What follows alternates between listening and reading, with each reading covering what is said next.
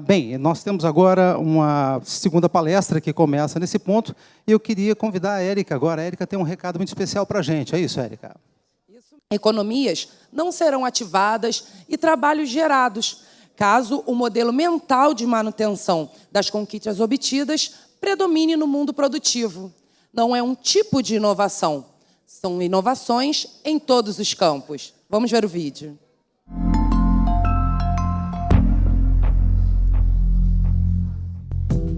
As economias vão sempre entrar em colapso, o que acaba prejudicando todo o mercado de trabalho. Isso se o capitalismo não se reinventar no caminho da sustentabilidade. Os avanços organizacionais precisam envolver todas as formas da expressão humana, não apenas as tecnológicas, visando o lucro financeiro, mas também os culturais, promovendo as relações sociais. O conflito com o capitalismo conservador promove inovações em todos os campos. Ganham as economias, ganha a sociedade. Porque a inovação é um mantra, conflito é bom. Este é o tema de uma das palestras do 26º Encontro Brasileiro de Administração. Muito bem, nós daremos então sequência conduzindo exatamente este painel que tratará deste tema. Eu gostaria de convidar então para que tome lugar no palco a fim de presidir os trabalhos deste primeiro painel da tarde, o administrador Leocir Dalpai. Por favor, ele é presidente do CRA-RJ e estará agora coordenando as atividades desse início de tarde. Presidente, fique à vontade. E eu gostaria de convidar para que também compõe esse palco a palestrante, a diretora do Instituto COPEAD, de Administração da Universidade Federal do Rio de Janeiro. Ela é pós-doutora do Centro de Estudos e alguma coisa aqui em francês. Aqui, ela é doutora também em Administração pela EBAP. Ela, com certeza, vai trazer para a gente exatamente de que se trata. Por favor, venha ao palco a senhora Elaine Tavares, por gentileza.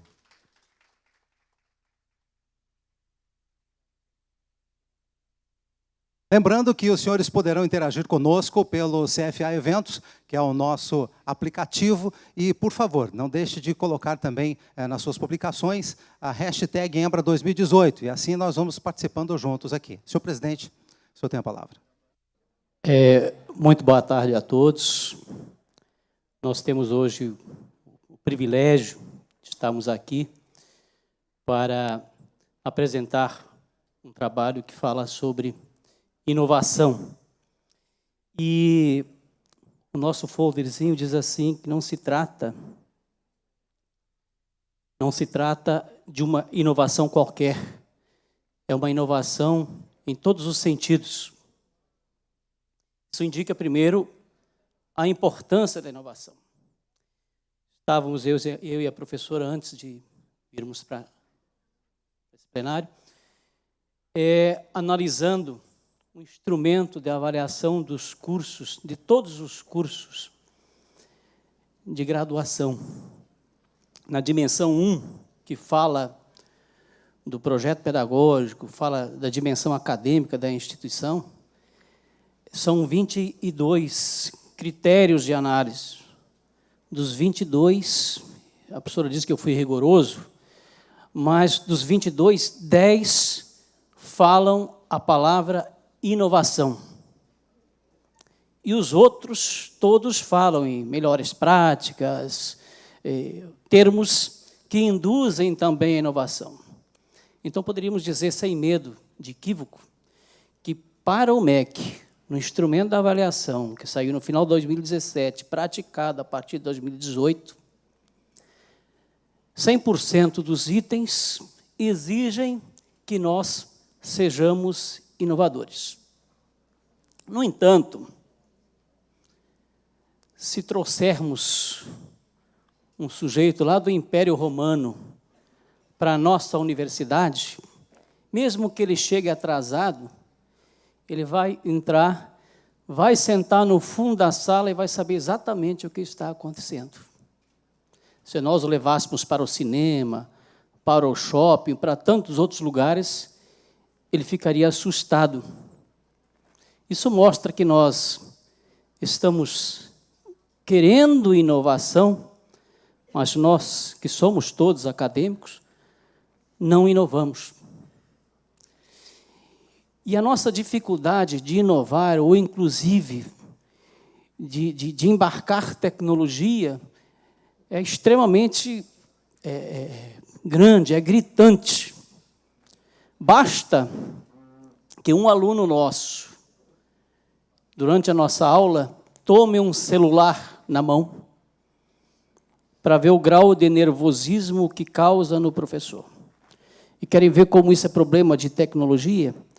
Se eu falasse, ou se eu falar em uma sala de aula na Etiópia, e o meu aluno pode não saber onde fica, e ele abrir a Barça para ver onde fica, Barça é uma enciclopédia para os mais novos, abrir a Barça para saber onde fica a Etiópia, tudo tranquilinho, o professor não se incomoda. Se o professor falar um termo novo e o aluno pegar o dicionário do Aurélio, ficar folheando, o professor se enche de orgulho porque o aluno está procurando uma palavra. Isso para parar por aqui. No entanto, se o aluno pegar o seu celular para fazer as mesmas coisas, o professor só acha uma coisa: ele está no Zap. Ele não pode estar fazendo nada além.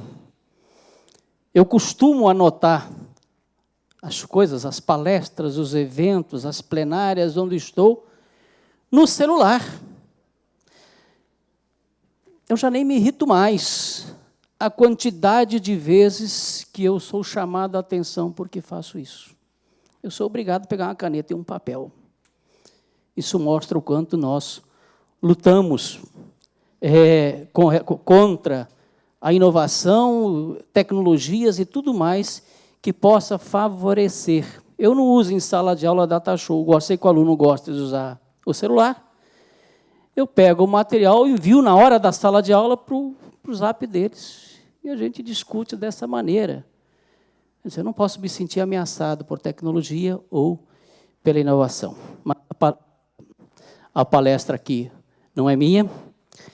Eu gostaria de apresentar a vocês. Eu vou ver no meu celular, tá?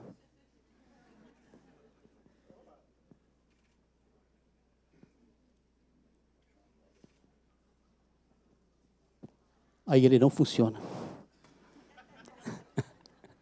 É para sacanear, né? Gostaria de apresentar a vocês a professora doutora Elaine Tavares, é pós-doutorada e professora adjunto do Instituto COPEAD de Administração da UFRJ. É a primeira mulher a presidir esse instituto. E, obviamente, o tema que ela fala é inovação. Por favor.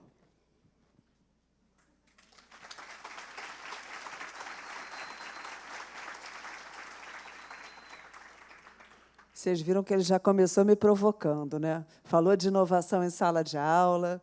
Nós somos aqui nós temos uma escola que é centrada no participante, então, por isso, nós já nos consideramos inovadores. Mas celular lá não pode, não, viu? Celular, porque é uma tentação a gente se distrair, fazer outras coisas no celular durante, né? Mas vamos lá, vamos ao nosso tema. Tinha um desafio que eu queria só pedir para que os slides fossem projetados, por favor. O tema inovar como um mantra é sempre um desafio para a gente, né? Porque é um mantra, mas é um mantra que já vem acontecendo dentro das organizações há algum tempo, né? A gente tem a noção, pelo menos desde os anos 2000, da importância da gente inovar. E aí, quando me convidaram para vir, até agradecer ao Conselho pelo convite, a gente sempre fica na dúvida, poxa, o que eu vou trazer realmente de conteúdo inovador para uma palestra sobre inovação?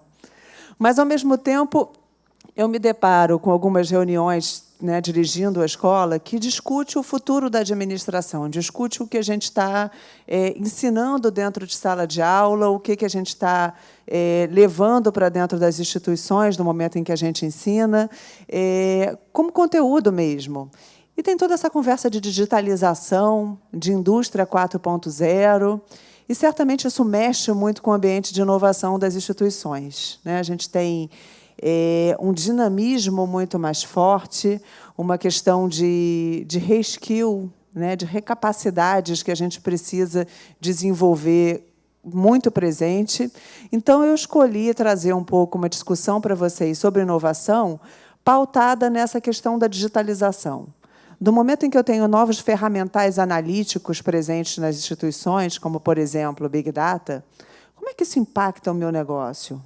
E se eu não tenho, porque, na verdade, eu não tenho estrutura tecnológica suficiente para isso, ou não estou ainda num estágio de maturidade de análise de dados suficiente para desenvolver alguma técnica analítica mais avançada, de que forma isso impacta a minha instituição? Porque os meus concorrentes certamente têm. Se eu estou dentro da administração pública, essa necessidade ela é clara, porque a gente tem uma quantidade de dados para trabalhar infinitamente maior. Né? Então, como é que eu entendo as necessidades da sociedade sem considerar a pluralidade que nós somos? Então, a gente precisa desenvolver novas capacidades de inovação com base nessas transformações absolutamente recentes da sociedade. Quando eu vou para um encontro, que fui em 2 encontros de diretores de escolas de negócio esse ano, e um na Alemanha, o outro em Copenhague, e ninguém sabe como é que isso impacta as escolas de negócio, porque ninguém sabe como é que isso impacta as empresas em si, a administração. Qual o dinamismo que isso vai nos infringir, para onde a gente vai com isso. Quando a gente fala que boa parte dos postos de trabalho que não existem hoje, que vão acontecer daqui a alguns anos, hoje não existem, que postos de trabalho são esses? A gente não sabe. As coisas estão se misturando, né? Você tem o pessoal de tecnologia trabalhando junto com o pessoal de genética, que trabalha junto com uma enormidade de outras áreas. Então, que capacidades são essas que a gente tem que desenvolver? Eu sei que o Zé Augusto, hoje de manhã, já conversou um pouco sobre isso, sobre novas capacidades, mas elas estão aí. Então, acho que o mantra da inovação passa por essas questões. Antigamente, eu tinha fatores críticos de sucesso clássicos na organização, né? Como o tamanho da organização, ser grande era muito bom, né? Era o que dava preponderância no mercado, clareza do papel a ser executado, a questão de especialização do trabalho, né? Da gente ter cada vez mais foco e capacidade de controle. Isso, já desde 2002, foi substituído por alguns outros critérios, como velocidade, flexibilidade, né, capacidade de mudar para atender a novas necessidades, necessidade de integração e de inovação. Então, repara, a minha fonte ali é 2002. Eu não estou falando nada de novo. Inovar já é necessário há muito tempo. É lógico que é algo que vem contrariando as nossas zonas de conforto, né? Porque quando a gente diz que o confronto é bom, que é o tema aqui da palestra, confronto é bom para quem? Né? Para mim é que não é, porque eu queria ficar quietinho aqui no meu canto, continuar executando a minha tarefa e vai ficar tudo certo. Gente, até as escolas de negócio passam por isso. A gente tem confrontos internos, a gente precisa se reinventar para atender uma sociedade. Quando a gente está falando aqui do celular, que se é útil, se não é útil, não tem espaço para essa discussão. É claro que é útil, é algo que já foi incorporado na nossa prática. Então, esse confronto, ele naturalmente existe e a gente não tem como evitá-lo. Mas o que a gente está colocando aqui é que, na verdade, o que é administrar? Né? O administrador, na verdade, é um tomador de decisão. A gente decide o dia inteiro. A gente tem opções para tomar o dia todo. Algumas tarefas mais rotineiras, mas, na prática, quando você está definindo cunhos estratégicos para a tua instituição, você está decidindo, você está fazendo escolhas e fazendo renúncias dentro daquilo. Como é que você vai fazer isso sem dados? E aí, quando a gente vai olhar para a pesquisa do Gartner Group, que diz que 1 em cada 3 gestores tomam decisão com base em informações que não têm ou não confiam, como é que a gente consegue ser bom administrador dessa forma? Boa parte entende que a quantidade de dados que tem não consegue ser gerenciada. Eu tenho muita coisa, muito dado coletado dentro da minha organização, mas como é que eu gerencio isso? Não sei. Né? Entendem que precisam desenvolver a capacidade analítica. E por que isso aconteceu, gente? Isso aconteceu porque você teve proliferação dos mecanismos de captura de dados. Né? Vocês lembram que, antigamente, a gente tinha aqueles disquetes? Lembra? Tem que fazer aqui também legenda para o... Então, tinha um disquete mole, que não cabia nada dentro daquilo. Hoje, o nosso pendrive cabe muito mais coisa que cabia um computador no passado. Então, a gente guarda uma quantidade exponencial de dados. Eu tenho certeza que cada um aqui tem a sensação de que tem uma quantidade de informação para lidar, para gerir, coisas que eu gostaria de ler e estão lá guardadinhas para um dia eu vou ler aquilo, e você não consegue fazer aquilo nunca. Então, se a gente, como indivíduo, não consegue dar conta da quantidade de dados que nós temos, como as organizações vão conseguir fazer a mesma coisa? Está difícil, né? E, repara, a gente tem uma expectativa de que 0,5% dos dados disponíveis no mundo são analisados. Por que esse meio? Porque uma coisa é o dado que está estruturado num banco de dados e você consegue cruzar aquelas informações e tirar alguma informação daquilo. Por exemplo, qual produto que vende mais, alguma tendência que você percebe que os teus clientes têm no comportamento de compra deles. Mas boa parte do produto, das informações disponíveis para a gente está disponível num formato que não é o formato que a gente sabe analisar. As imagens de vídeo que a gente tem gravadas nas câmeras de segurança poderiam nos passar informações relevantes? Certamente.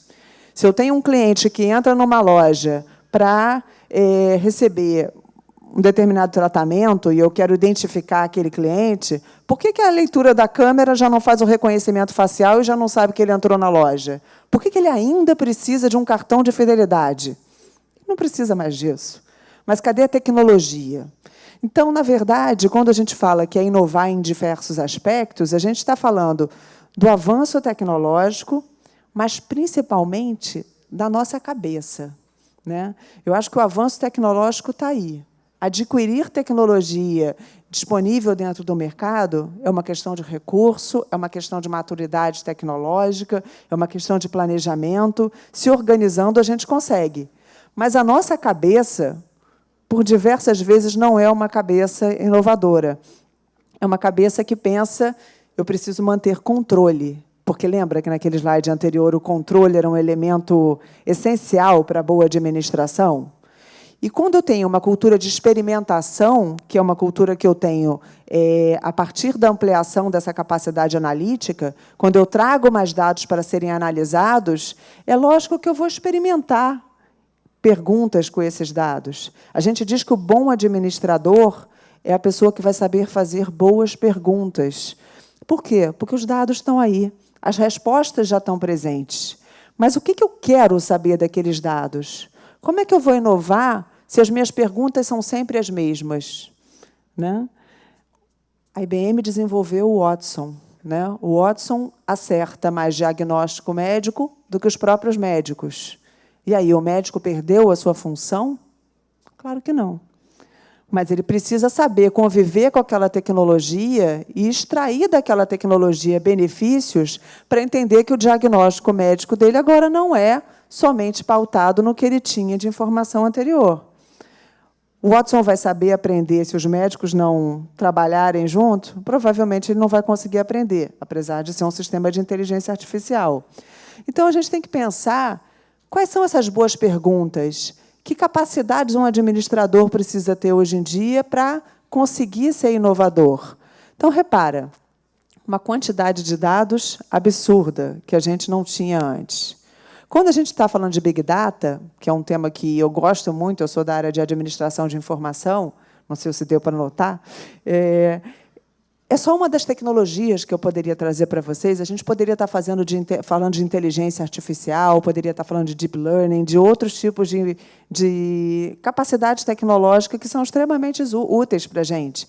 Mas o que eu quero chamar a atenção é que existe essa multiplicidade de dados com volume muito maior do que a gente tinha antigamente, numa variedade de formatos. Né? Eu tenho o dado de voz do call center que foi gravado, as imagens que estão disponíveis dentro da empresa, o que os sensores capturaram. Quantos sensores tem um aparelhinho desse aqui? Você tem acesso ao que o teu cliente usa no celular dele. Então, o que você está desperdiçando de informação que você poderia acessar e você não acessa? Então, você tem uma multiplicidade de dados e de formatos de dados presentes hoje que, para inovar, você precisa considerar isso. E na questão da velocidade também, porque, quando a gente está falando de juntar esse mundo de dados para ser inovador, é claro que eu preciso ter velocidade de capacidade analítica, porque também não adianta trazer aí uma informação velha, né? Então, eu tenho capacidade de prestar esse tipo de análise. O que muda? Quando eu falo de volume, o volume que a gente está falando hoje, que aqui a gente faz chacota que o disquete não era nada, daqui a 10 anos, provavelmente, o que a gente tem capacidade de guardar hoje, de analisar, também não vai ser nada, vai ser algo que a gente vai criticar como, poxa, lembra quando a gente tinha aquele HD de 1 tera? Nossa, era ridículo, né? Hoje a gente fica assim, feliz querendo comprar um HD de 1 tera e achando que a gente é o rei da cocada preta por isso, mas não somos. É claro que esse volume é uma questão relativa. Mas eu estou mudando de um fluxo dinâmico de informações que eu posso ter capacidade analítica para um fluxo que antigamente só olhava dados do passado. Vamos trazer o exemplo aqui para outras áreas que não marketing. Mas, por exemplo, quando eu quero entender uma epidemia de dengue numa cidade, faz sentido eu ficar olhando a epidemia de dengue dos anos anteriores para entender como é que vai ser a dengue desse ano? Tantas variáveis influenciam na epidemia desse ano, o mosquito mudou geneticamente, avançou.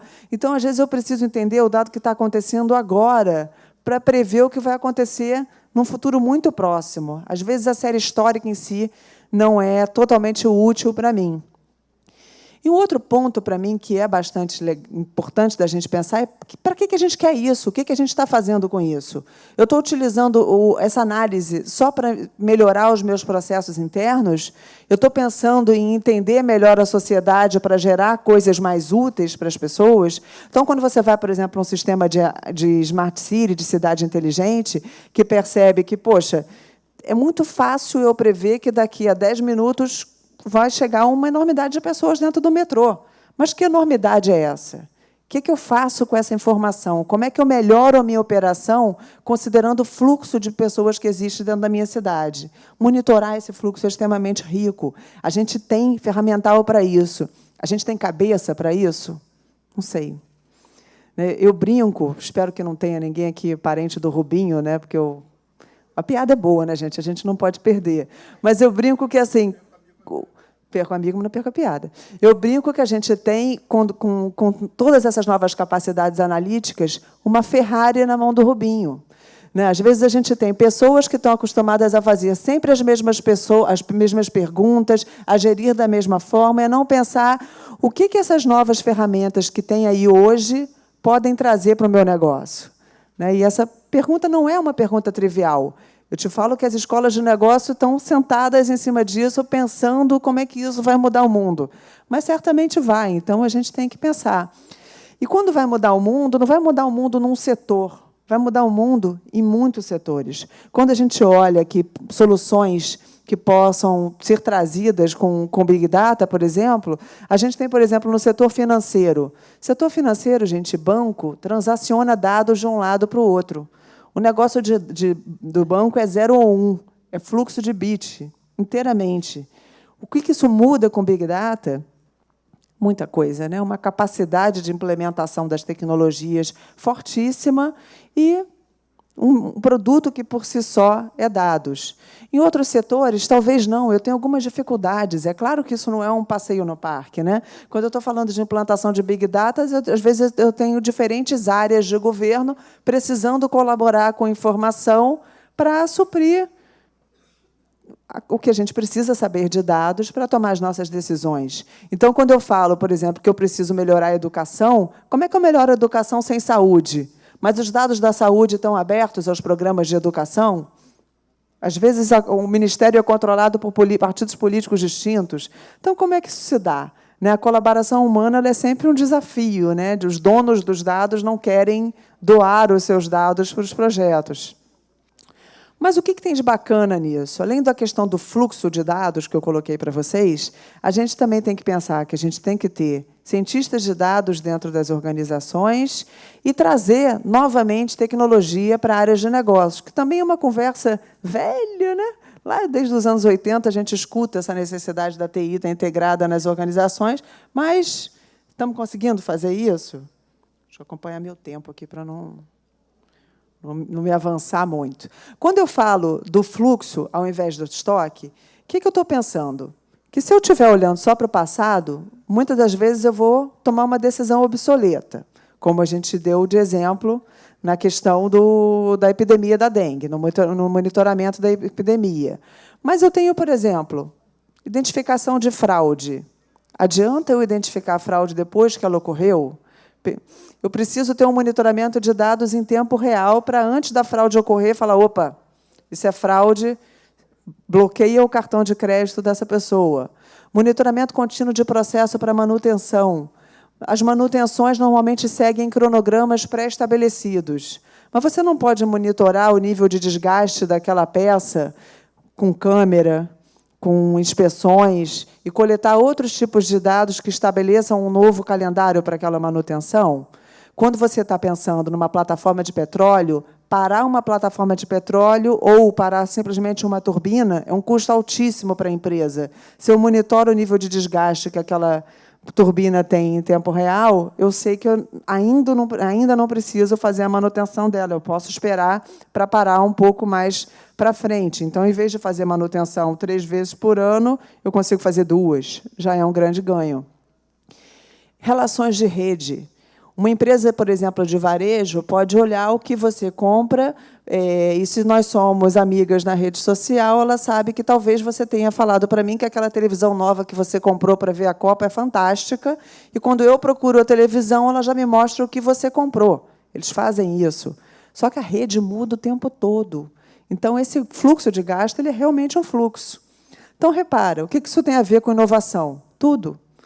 Se a gente continuar olhando para o passado e não atentar que o mundo tem esse dinamismo hoje muito maior, a gente vai continuar embasado nas perguntas antigas, né? Então, eu preciso analisar, agir muito rapidamente para acompanhar esse dinamismo. Isso é gestão? Totalmente. Porque, se o meu sistema de recompensa não estiver alinhado com isso, eu não vou conseguir fazer nada. Se as pessoas não estiverem capacitadas para essa nova mentalidade, eu não vou fazer nada. Cultura de experimentação, né? Brinca com os dados e vê que tipo de correlação nova você consegue estabelecer para entender o comportamento desse consumidor. É lindo eu falar, mas, na prática, a gente fala de empowerment nas organizações desde os anos 90. Mas, quando as pessoas erram, a gente demite. Então, é muito delicado você pensar em como você pode ser inovador se, ao mesmo tempo, você está o tempo todo preocupado com controle. E os analistas de dados, os cientistas de dados, são super-homens, são pessoas que lidam com estatística, com pesquisa operacional, com visualização de dados, com programação. Então, o que a gente tem nas organizações, normalmente, são equipes multifuncionais para lidar com esse grupo de informação. E a questão da posição dessas equipes na estrutura organizacional também é uma coisa muito bacana da gente discutir, porque tem algumas formas de eu criar uma equipe de análise de dados mais sofisticada dentro da minha instituição. Eu posso pensar inicialmente que eu vou colocá-la lá dentro da área de TI, porque nerd fala bem com nerd, então eu vou colocar eles lá dentro, eles vão se alimentar e cada um passa um pouquinho do código para o outro e aí a coisa vai andando. Isso funciona, mas também funciona eu colocar ele junto da área de negócios. Eu sei que a área de administração adora um exemplo gringo e megalomaníaco, mas a Procter & Gamble fez isso uma época, colocava o pessoal de análise de dados sentado junto com os tomadores de decisão. O que isso tinha de vantagem? Eles iam aprendendo com os executivos quais eram essas perguntas, iam assistindo às reuniões de negócio para começar a entender mais do negócio, e o executivo começou a se orientar para dados, porque ele tinha sempre alguém ali pronto para fazer uma análise para ele. Então, isso foi extremamente positivo. Algumas instituições estão criando labs de inovação independente da estrutura organizacional, que é um outro modelo que também dá muito certo. O Magazine Luiza, por exemplo, criou o Luiza Lab, uma área só para pensar em o que é o Magazine Luiza de amanhã, quais são as ferramentas preditivas que eu tenho que ter. Por que isso? Por que criar fora da estrutura organizacional?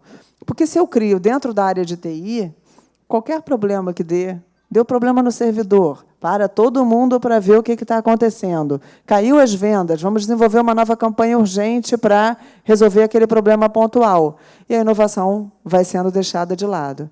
Então, até esse posicionamento da inovação na estrutura organizacional precisa ser corretamente pensado, porque não é matando um leão por dia que você consegue inovar. Não é absorto em todos os seus problemas de trabalho que você consegue ter paz para pensar, olha, vou aqui pensar o que vai ser a minha organização de amanhã. A gente tem que sempre ter as pessoas que estão responsáveis por fazer isso e que elas tenham alguma paz de espírito para conseguir lidar com essas questões. Como é que está meu tempo aí? Está muito ruim? Tá bom? Tá bom. Você briga comigo quando estiver ruim, tá? Quais são os problemas que a gente tem associado a isso? Primeiro, a questão de cultura. Quando a gente está falando de inovar, a gente tem que entender que não está dentro da nossa cultura. O que está dentro da nossa cultura é manter o nosso status quo, fazer o que a gente já está fazendo, porque o que a gente já está fazendo não é mole, né? A gente já está extremamente sobrecarregado. Então, essa coisa de toda hora sair da zona de conforto, né? Quebrar paradigma, isso aí não é muito complicado. A gente precisa ter uma adequação cultural para isso. Esses processos precisam ser pensados com alguma calma, com algum planejamento, e inovação precisa fazer parte da cultura da organização e ser, por ela, realmente valorizado para que possa acontecer. Tem desafios técnicos, é lógico, né, ligados a esse emaranhado de dados. Quando a gente fala de Brasil, a gente tem uma cátedra de pesquisa lá no COPEAD em Big Data. A gente foi estudar casos de implantação de Big Data. Há 2, 3 anos atrás, eu diria para você que eu tinha uns 10 casos disponíveis para analisar no Brasil. Então, é algo que está extremamente novo dentro das instituições. Agora, gente, para mim, eu não estou nem aí para o termo Big Data. Eu estou aí para o termo analytics. Eu quero aumentar a minha capacidade analítica. Eu quero começar a me orientar para dados. Eu quero ter uma tomada de decisão não guiada por intuição, mas usar a intuição, sim, apoiada por dados para tomar a melhor decisão. O gestor tem algum potencial dentro disso? Todo. Porque eu não tenho como ter uma boa intuição, como olhar o que os dados significam, se eu não tenho experiência, se eu não conheço o setor, se eu não conheço o meu campo. Então, o gestor tem uma tarefa preponderante em tirar valor desses dados disponíveis. Privacidade, a gente não precisa dizer que é um problema nisso também, né? Quando eu lido com uma quantidade muito grande de dados, é lógico que eu estou lidando com privacidade de pessoas. E não vem me dizer que eu tenho a capacidade de anonimizar os dados, que é só colocar tudo dentro de um pacote e não botar o nome do usuário, o CPF, etc., que aí ele está com a sua privacidade garantida, porque isso é balela. Já tem pesquisas que conseguiram identificar indivíduos a partir de grandes massas de dados, mesmo sem ter nenhum elemento de identificação ali.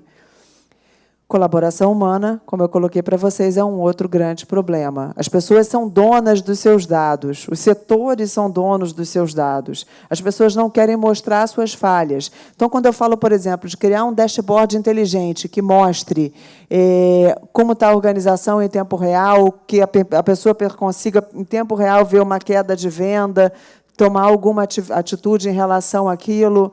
O departamento de venda quer mostrar com tanta clareza assim que as vendas estão caindo, ele quer tentar ter um tempinho para recuperar a sua imagem dentro da instituição. Então, eu preciso ter um acordo institucional que crie a condição para o erro. Na perspectiva gerencial, o que a gente precisa fazer é mudar padrão, mudar hábito, começar a pensar em como eu faço para inovar e para ser diferente. Pensar nessas novas estruturas organizacionais, em como é que eu configuro áreas dentro da minha organização que sejam mais orientadas para a inovação, enquanto algumas áreas vão ser realmente de cunho mais operacional. E pensar nessa questão da experimentação e da descoberta. Né? Experimentação e descoberta porque, não sei se eu estou sendo clara em relação a isso, mas você está com um conjunto de dados muito vasto para analisar. Então, em alguns pontos, você pode querer fazer cruzamentos que antes você nunca tinha feito. Né? O conceito de Big Data passa por uma questão chamada data lake, que é você ter um lago de dados em que você reúne uma quantidade de dados muito grande, de diversos tipos, para depois você pensar o que você vai fazer com aquilo, mas você captura, porque você tem capacidade de armazenamento, está barato, mas então você guarda para depois você pensar nessas correlações. Então, repara, é um tipo de infraestrutura de dados que não exige que você estabeleça a priori o que você quer saber. As boas perguntas elas podem vir com um pouco mais de tempo nessa análise. O que a gente não sabe, gente? Como é que isso vai impactar as organizações? Então, quando a gente fala que inovar é o mantra do futuro, é uma maldade, né? Porque a gente sabe que é o mantra, mas qual é o caminho para esse a gente não tem a mínima ideia do que é isso. Né? Vai mudar a estrutura organizacional? Vai. Impacto que isso tem na estratégia, por exemplo, eu não sei te dizer, isso é uma coisa que eu fico me perguntando. Porque se a gente tem cada vez mais informação para subsidiar os caminhos que a gente escolheu para tomar, né, e para analisar se a organização está indo num bom curso naquele caminho, e, ao mesmo tempo, a gente tem a capacidade de entender melhor a sociedade, o fluxo de planejamento estratégico ele não fica mais acelerado, o ciclo de planejamento não fica mais curto, certamente. Então, como é que isso vai impactar? A gente só sabe que isso vai impactar a gestão, exatamente como estamos construindo. O que eu estou falando para vocês a gente tem que parar de olhar para retrovisor, olhar para passado e começar a olhar para o futuro, entender que dados a gente quer ter, que dados a gente vai cruzar e o que tem de magnífico para tirar dali de dentro. Eu estou falando de considerar menos de 10% dos dados disponíveis na minha organização e começar a olhar para um conjunto de dados enorme que eu posso ter uma análise de dados mais governada, mais completa, ter um processo de otimização de um negócio a partir da tecnologia e não necessariamente a partir do monitoramento do negócio. Só monitorar não adianta, eu tenho que otimizar a partir daquilo, porque eu não tenho braço suficiente para trabalhar no que eu diagnostiquei. Em alguns casos, eu preciso fazer com que o próprio sistema já te recomende como melhorar e o que dá resultado mais rapidamente para você. Quando a gente fala dessa maturidade, é claro, a gente não parte de uma organização que acabou de se estruturar tecnologicamente para uma organização que implementa Big Data na sua forma mais ativa de uma forma muito rápida. A gente tem um ciclo de crescimento. Né? A gente tem um processo que se inicia no monitoramento, que é olhar os principais indicadores operacionais que eu preciso ter para ver como as coisas estão, depois começar a extrair determinados insights desses dados, depois começar a melhorar a operação da minha organização, a otimizar a partir dos insights que eu obtive. Em alguns casos, começar a ganhar dinheiro com isso. Os meus dados podem ser preciosos, podem, em alguns casos, as minhas análises serem vendidas para as outras instituições, ou eu posso começar a conseguir vender mais, porque eu entendo melhor o valor do meu dado, ou posso até mudar o meu processo de negócio. Uma empresa de energia elétrica, por exemplo, ela precisa ser somente a tua fornecedora de energia elétrica ou ela pode ser uma consultora de gestão de energia elétrica dentro da sua casa? Ela pode olhar e falar, olha, eu tenho sensores aqui na sua casa e a sua geladeira ela está consumindo muita energia, está na hora de você trocar. Você vai baratear o seu custo de energia. Então, ela pode rever o modelo de negócio dela e o tipo de serviço que ela provém a você, com base no que ela se propõe a fazer com os dados que ela tem. O que a gente tem que começar a fazer, gente? Primeiro, usar analytics para entender o que a gente tem de risco, de potencial retorno sobre as nossas ações. Ver se a gente está utilizando métricas certas, verificar as premissas das decisões que a gente toma, pensar em como é que a gente constrói os nossos modelos de dados a partir de boas perguntas, ter cuidado com o nosso framing, né? A gente, quando tem discussões sobre estratégia, isso fica muito claro quando você vai ver, por exemplo, planejamento de cenários, ecossistemas estratégicos, de entender que, por exemplo, às vezes eu estou analisando a minha concorrência com base em quem são os meus concorrentes diretos, mas eu estou esquecendo uma série de outros players que estão entrando no meu mercado e eu não visualizo aquelas pessoas como concorrentes. Indústria fonográfica, indústria de música, sofreu absurdamente com isso, né? Quem é o maior fornecedor de música que tem hoje em dia? A Apple. Quem que tinha pensado, alguns anos atrás, que a Apple seria o melhor fornecedor de música? Então, a gente tem que entender que o nosso framing, às vezes, nos engessa. A gente tem a questão do custo afundado, né, que alguns investimentos que a gente faz por si só já deram errado, e aí, como a gente já fez, a gente se apega naquilo e segue adiante, e aquilo, na verdade, só atrasa a nossa competitividade. E ter cuidado com o contraintuitivo, porque os dados estão ali, mas as pessoas, na verdade, são quem tem capacidade de entender o que aquele dado está dizendo. Então, se é contraintuitivo, a gente tem que ter cuidado nessa mudança também. Já estou indo. Quando a gente fala, então, de condições necessárias para esse processo de transformação, a primeira condição é cabeça aberta e cultura, né? Não vai ser com uma mentalidade de quem acredita que tomada de decisão é um processo meramente intuitivo e que a gente sabe, né, que a gente vai conseguir alguma coisa. Tem um exemplo aqui, a Prefeitura do Rio, alguns anos atrás, tinha um projeto chamado Pensa, que era uma equipe de Big Data que trabalhava em entender a administração municipal numa série de projetos.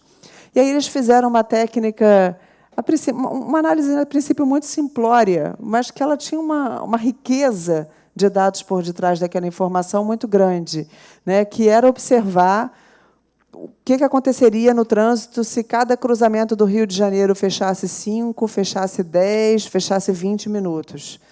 E aí aquela equipe fez a análise, e aí, numa conversa com o gestor, eu provoquei ele, né? Eu falei, o que você fez com esses dados? Eu levei na Sete Rio. E o pessoal da Sete Rio fez o quê? Inicialmente, riu de mim e falou que sabia que, se o Rebouças fechasse, ia engarrafar a cidade inteira. Mas, repara, olha a riqueza desse dado, porque ele sabe que vai engarrafar, mas ele não sabe a extensão. Se você sabe a extensão, você sabe aonde você tem que colocar a sua defesa civil, o seu corpo de bombeiros, você consegue planejar resgate com muito mais facilidade. Então, você precisa olhar aquilo ali, que, a princípio, te parece óbvio, mas com grau de detalhe que você não tinha, de uma outra forma.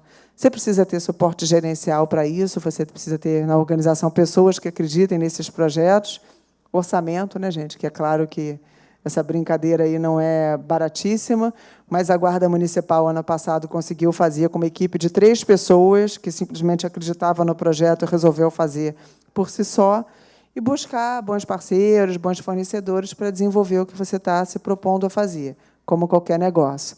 Então, só para concretizar aqui, inovação é igual a ativação da economia, é igual a geração de trabalho. O que isso tem a ver com o que a gente está discutindo? Se a gente fala que os novos postos de trabalho estão surgindo e que a gente ainda está construindo essa realidade, se a gente está num país que passa por extremas dificuldades econômicas, mudar a cabeça é essencial para a gente conseguir gerar novos postos de trabalho, pessoas mais produtivas e melhores resultados para as organizações. É mudança realmente em todas as áreas, em todos os setores, em educação, saúde, governo, empresas privadas, marketing, logística, no que você conseguir imaginar. Mudanças em todas as áreas, mudança que não é simplesmente de cunho tecnológico, porque, na verdade, tecnologia existe e vai estar sempre disponível para a gente. E sempre um passo atrás do que a gente precisava que ela estivesse. Mas é o homem que é o motor dessa mudança, somos nós, né? A cabeça que vai gerir o que a gente quer fazer de transformação a partir dessas novas tecnologias. É isso. Obrigada.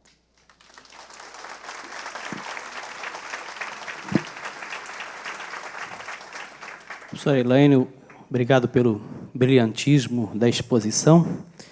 Nós vamos para 2 perguntas, eu vou respeitar os likes aqui.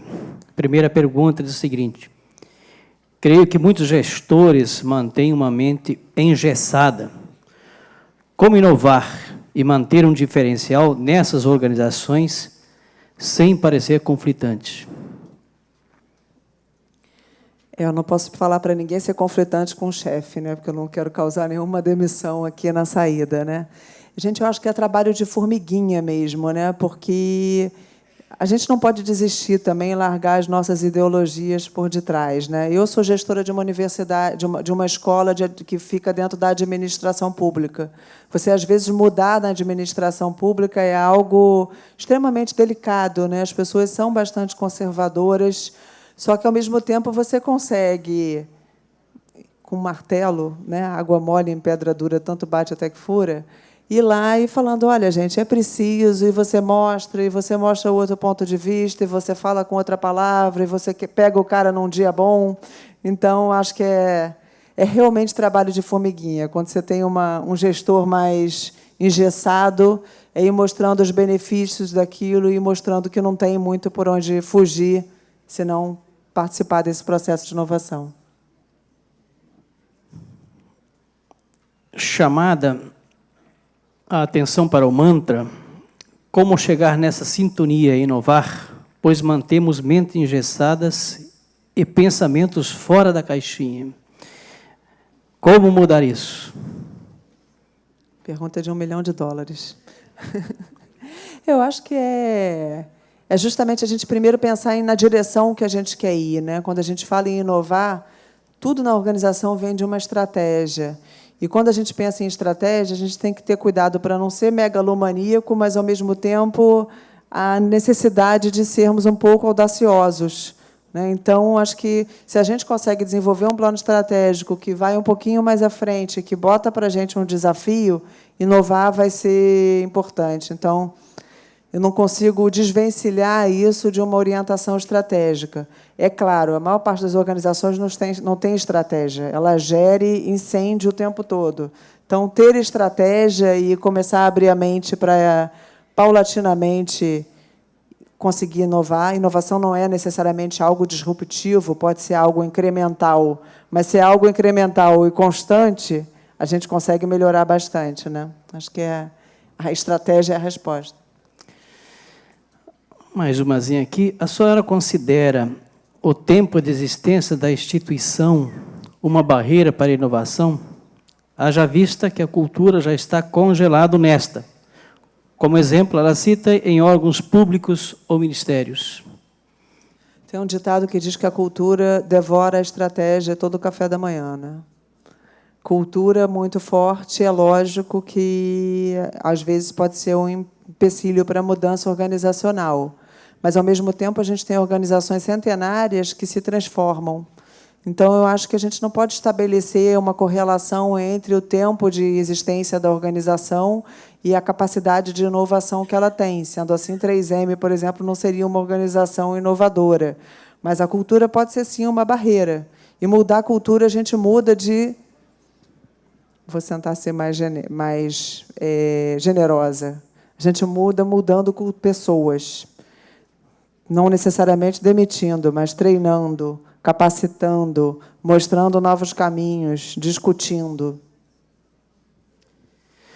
Bom, em nome do Conselho Regional da Administração do Rio de Janeiro, o qual eu represento, e em nome do Conselho Federal da Administração, do administrador Wagner Siqueira, eu gostaria de agradecer a sua participação. Obrigada. Eu que agradeço em nome do COPEAD. Obrigado, senhor presidente. Obrigado, senhora Elaine. Nossos agradecimentos pela palestra. Convidar também o nosso pessoal de apoio, por favor, para que também traga o certificado da doutora Elaine, também o nosso presente, a lembrança muito especial do EMBRA 2018. Muito obrigado por compartilhar conosco, por dividir conosco um pouco de conhecimento, também por fazer as suas provocações. Muito obrigado.